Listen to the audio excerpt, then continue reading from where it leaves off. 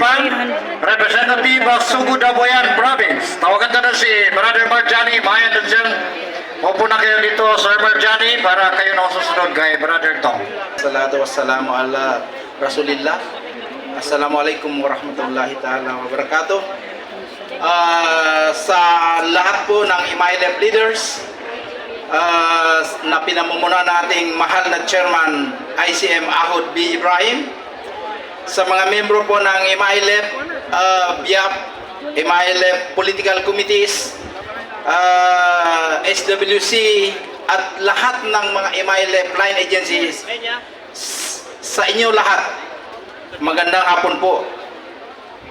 Sa Moro Islamic Liberation po, nais naming ipaabot sa inyo na sa simula pa lamang nung itinatagang IMAILEP ang lahat ng probinsya na nasakop sa Southern Mindanao tulad ng Ala Province, Biwang Province, Coronadal Province at Sugod Abuyan Province ay sumuporta na po sa jihad.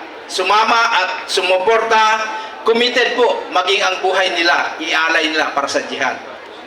Ngunit habang nagsisimula ang IMAILEP sa leadership, sa makasaysayang pagbabago nito na tinatawag nating transformation tungo sa isang kilusang panlipunan or social movement, ang Sugod Abuyan at ang Southern Mindanao Political Committees ay naninindigan po sa leadership ng IMAILEP Central Committee na may matatag na paniniwala at suporta. Ang matapang na hakbang na ito na yumayakap sa demokratikong pakikibaka na tinatawag nitang democratic struggle ay nag-alok ng isang liwanag na pag-asa para sa isang maliwanag na kinabukasan na hindi lamang sa Bangsamoro Core Territory bagamat kundi pati na rin sa other Bangsamoro community sa outside Core.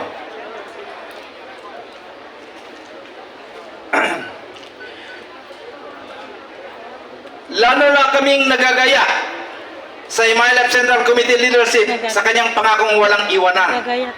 No one is left behind sa pagsulong ng kapakanan ng Bangsamoro.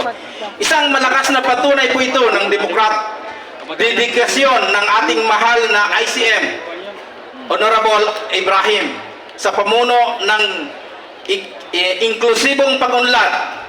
Ang prinsipyong ito ay nagsisilbing gabay sa mga pagsisikap na tugunan ng socio-economico, traditional, religious, cultural heritage na tinitiyak na walang komunidad ng Bangsamoro na maiwan. Tinitiyak po namin sa Southern Mindanao ang aming suporta po sa good governance at sa United Bangsamoro Justice Party. Ang pakikipagtulungang ito ay nagpapalakas ng pampulitikang boses ng Bangsamoro. Tinitiyak ng Sugod Abuyan Provincial Committee at ng SMP, Southern Mindanao Political Committees, ang taos-pusong suporta sa pagkakaisa ng mamayang Bangsamoro sa pagsuporta sa UWGP. Ang Sugod Abuyan Provincial Committee, 10 ng Southern Mindanao Political Committee, ay kumbinsido at labis na sumusuporta sa liderato ng mahal nating Amir sa kanyang commitment para sa transformation ng Bangsamoro Movement, IMAILEP Social Movement, sa isang pinakademokratikong prinsipyo ng Bangsamoro struggle at inyong dedikasyon sa kapakanan ng lahat ng Bangsamoro ay magbubukas daan para sa isang mapayapa at maunlad na kinabukasan. Ngunit nais naming ipaalam sa lahat, maging sa gobyerno na kami sa taga Southern Mindanao, ay kung anuman ang iutos ng aming leader, ng aming Central Committee, kung sakali ay di pala rin sa darating na halalan na hindi lalabas ang UWGP, alhamdulillah, ang buong Southern Mindanao Political Committee ay nag-aantay lamang sa ipag-uutos ng aming Chief Minister. Sukran, alhamdulillah.